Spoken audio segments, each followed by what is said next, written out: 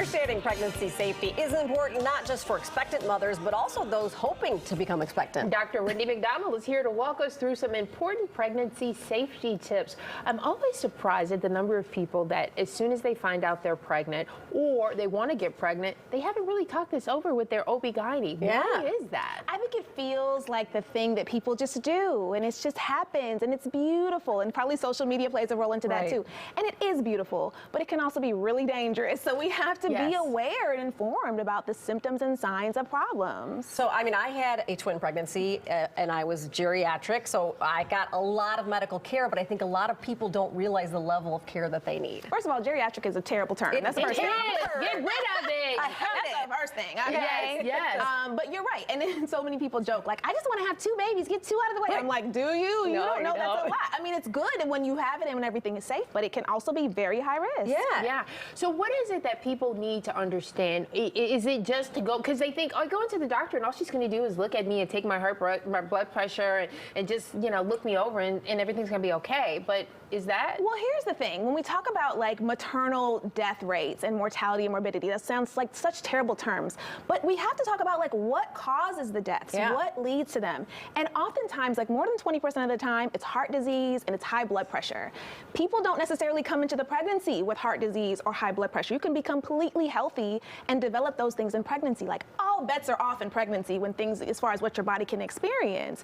So people need to be really in touch with their symptoms, know their numbers, know what high blood pressure is. I've seen patients in the office and say their blood pressure is elevated and they have no idea. I'm like, did you ask what your blood pressure was? I mean, I don't interrogate people like that, but I feel like people should know. You should know like what's happening today, and what's happening today could be completely different than what was happening last week in the pregnancy. And also, like, we're strong women, and a lot of times in our day-to-day lives, we're like, oh, there's a little tweak, I'm fine. But when you're pregnant, you can't go, I'm fine with little tweaks or little twinges. There was an influencer, African-American influencer, who passed away a couple of years ago. And she's on record as saying like a week or 2 before, maybe a few days actually before she passed away, that she felt like she was dying. She felt like she couldn't breathe. The baby was eating her from the inside. She said, I couldn't walk even a few steps without being so short of breath.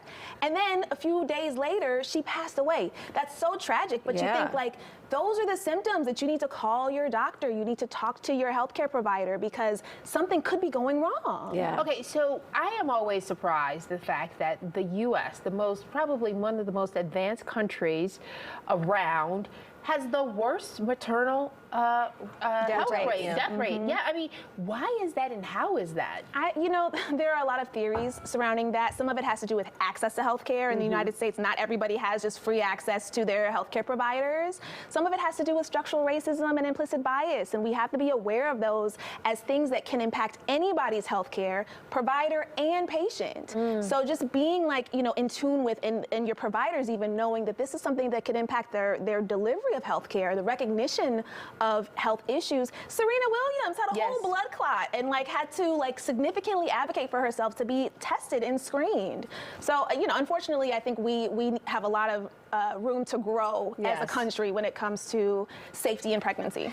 And so even before you get pregnant, a lot of women out there don't realize that even if you have mild hypertension or mild high blood pressure can be exacerbated once you get pregnant. Same with diabetes, same with asthma. All of these things can be exacerbated. And that's not to say that people should be so afraid of getting pregnant, but it does mean that we should try to be in our best health when we start pregnancy, and we need to be watching very closely. I always tell people, wear your obstetric seatbelt. That means if you could be at higher risk for having complications in pregnancy, we're not shying away from healthcare. We're not now going and delivering some, in some bush somewhere, we have to actually be at those prenatal visits. We should be keeping a log of our symptoms. If I'm in a vehicle that is more likely to crash, unfortunately, I'm going to put the seatbelt on. I'm not going to take it off. Right. So what can people do to help themselves? Like you mentioned, structural racism, implicit bias. How can you help yourself? Do you need an advocate, or because some people feel uncomfortable saying, I don't think that you're treating me the way I should. I'm going to go somewhere else. How do you address that? That's hard, and advocates do make a big difference. There's no question about that. But I always say, keep speaking up. Keep speaking up.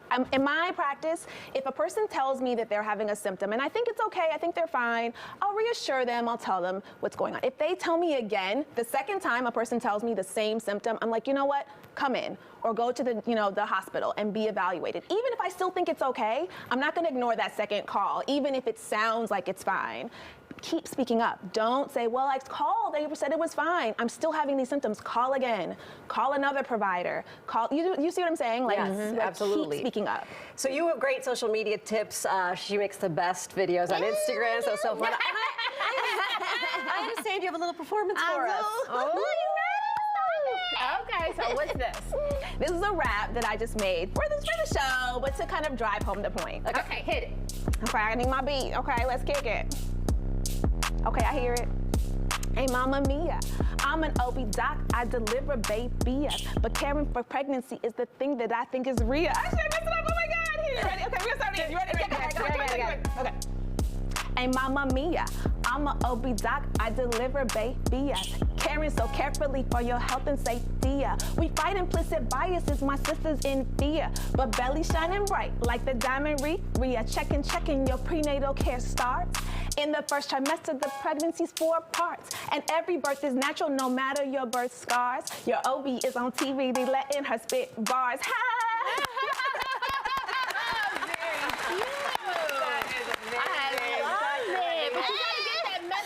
There, because, however people hear it, they need to hear it. That's right. Gotta hear it. Hey, make sure you follow her on social media. She is a great follow. Also, her website is there as well. Dr. Wendy, thanks for being here. Thank you for having me. So fun. That was amazing. OB is on TV. Yeah, they make some beats. All right, Dr. Wendy. All right. I guess you can see I don't rap. I don't either. We'll work on that.